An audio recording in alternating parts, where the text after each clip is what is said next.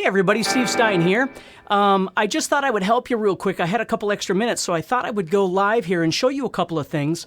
I get a lot of requests for people asking about how to expand their pentatonics because they play the same scales over and over and over, and I completely understand.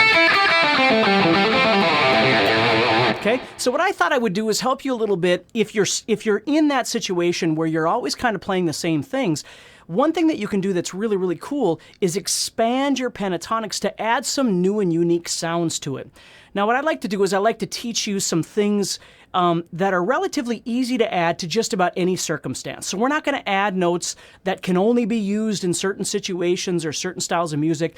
This is going to be more of a rock and roll blues thing that can be used in, obviously, rock, blues, country, metal, and even to a certain degree jazz, although we're going to kind of stay in that rock blues influence situation. So here's what we're going to do.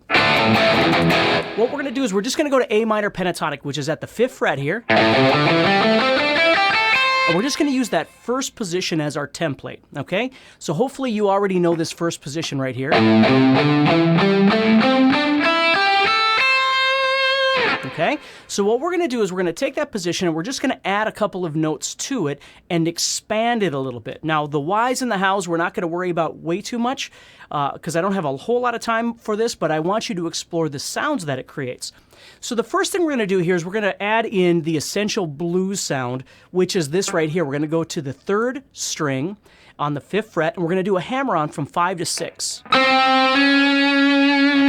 And that sound right there is really quintessential to a cool blues. Now, we're going to use this a few different ways, but what I want you to think about is when I move from that 5 to that 6, minor pentatonic, what I'm actually doing is, that 6, if you think about it, is actually part of the A major chord. So it's what we call the major third. So if I was to play the A and then come up here and do this, I get that sound, which sounds pretty cool. Now let me show you a couple things that you can do with this note before we move on to the next thing. The first thing is, when I use that note, I'm always using it as a hammer-on. Now you can actually pick them, but I'm moving forward from 5 to 6. So if I was moving towards the floor here and I was going to use that, I would go. If I was moving towards the ceiling, see how I'm playing the 7 there? Normal pentatonic note. But then I would go, and I'd play that 5 and hammer to the 6. So I have.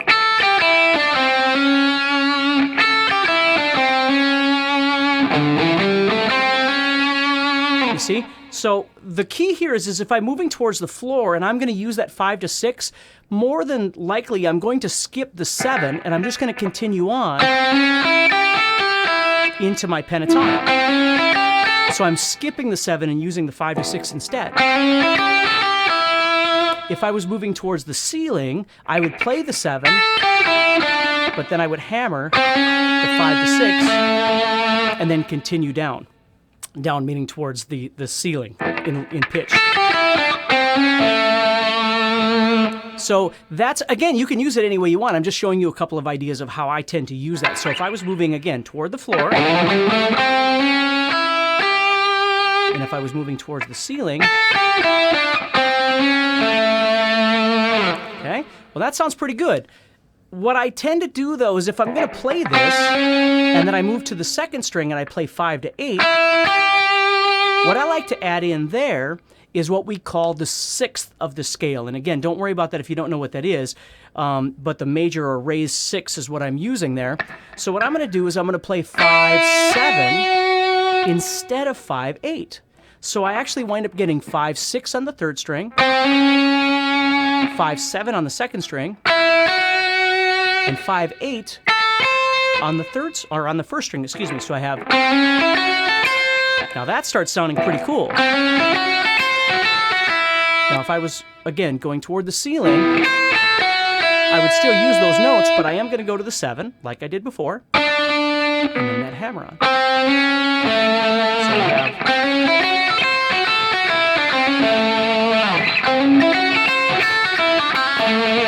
Which sounds pretty cool. Now, when I'm using these, That doesn't mean that that's all I do. So, I have to make a choice in my solo of just using pentatonic or using this expanded idea. I'll move in and out of these. So I might be doing something that's just straight pentatonic. And then move into just that one note, right? The 5 to 6. And then I might move into using something like the 5/7 on the second string.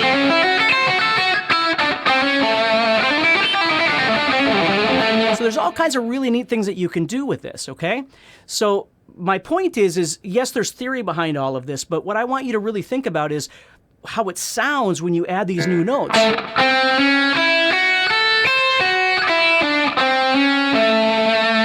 Okay? Now what I like to do as well, let's go to the second string now and explore that a little bit. So I'm doing 5 to 7, and then the first string I have 5 to 8, which is perfect. We'll stay with that for now. So I'm going... Now, I want you to, when you practice this, I want you just to try this. You're going to go 5 to 7, 5 to 8.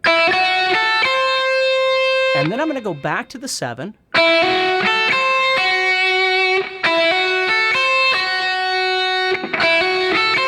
then I'm going to go back to the 5 on the first string. Okay, so I'm using the same notes. I'm just creating a little bit of a pattern here. Now, when I get done with that 5 on the first string, I'm going to go to the 8th fret of the second string and do a traditional bend. And that sounds really neat. Okay, so I'm moving from 5 to 7, 5 to 8, and then back to the 7, back to the 5. But then I'm going to introduce this old note, which is now a new note, which is the A.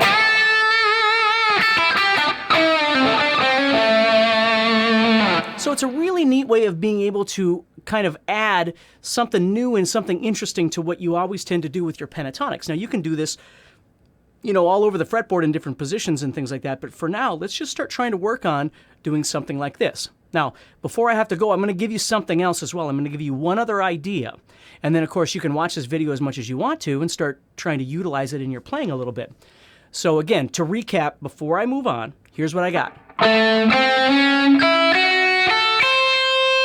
That's what the shape is. 5, 6, 5, 7, 5, 8.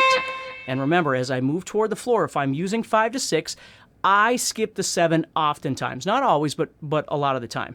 And then as I'm moving towards the ceiling, I will play the 7, but then I'll do my 5 to 6 afterward and then move on. And then the other thing is learning how to combine both your traditional minor pentatonic along with this new idea.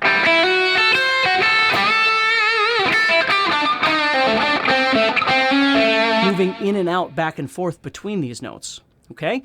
So now what we're going to do is we're going to expand this way just a little bit to give you something else that's kind of fun to do.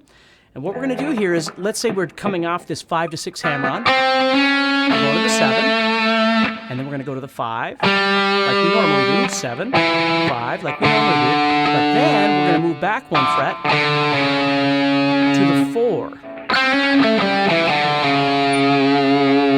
Now, this 4 on the 5th string, this note is actually C sharp, which is just an octave of the 6th fret that you just added in.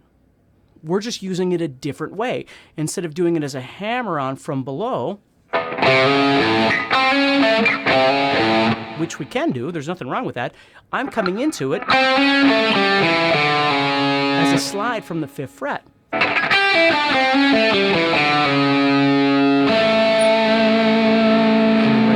Is just adding in my root, my A. So, and again, I don't have to, but it sounds kind of cool.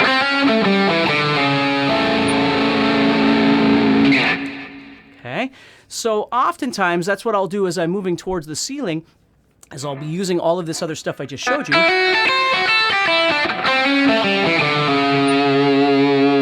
I'll do a little slide in from the 5 to the 4.